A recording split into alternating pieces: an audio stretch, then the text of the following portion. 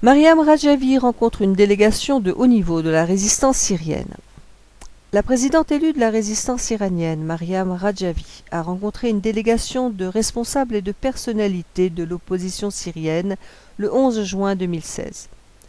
La délégation syrienne était composée de mesdames Souher Atassi, membre du Haut Comité des négociations de l'opposition syrienne, Naram Qadri, membre de la coalition et ancienne vice-présidente du Conseil national syrien, Tahrir Hajalim, ancienne ministre de la Culture du gouvernement provisoire de la coalition, et messieurs Essam Maleh, président de la commission juridique de la coalition, Michel Kilo, membre du bureau politique de la coalition,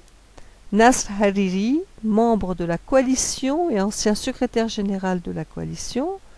le général Abdallah al-Bashir al-Naimi, ancien chef d'état-major de l'armée syrienne libre,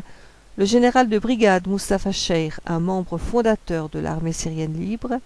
le général Mesral al-Batish de l'opposition syrienne, Hassan Aboud, directeur de la chaîne Orient TV,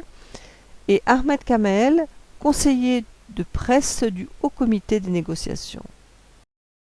Madame Rajavi a salué l'héroïsme du peuple syrien et de sa révolution, spécialement Alep. Pendant que les puissances mondiales, a-t-elle déclaré, sont du côté du boucher syrien ou restent indifférentes ou inactives,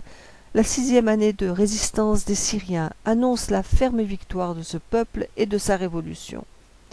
Le régime d'Assad et son principal soutien, le fascisme religieux au pouvoir en Iran, sont condamnés à la défaite. Essam Maleh a remercié la résistance iranienne et Madame Rajavi pour leur soutien au peuple syrien et à sa révolution. Aujourd'hui, a-t-il dit, nous combattons du même côté contre le même ennemi et nous nous considérons comme une partie de votre mouvement et de votre résistance. D'autres membres de la délégation ont mis en exergue la solidarité entre les deux nations et résistance, ainsi que le rôle du régime des Mollahs dans le massacre des Syriens et ses efforts pour protéger Bachar al-Assad afin de rester au pouvoir à Téhéran.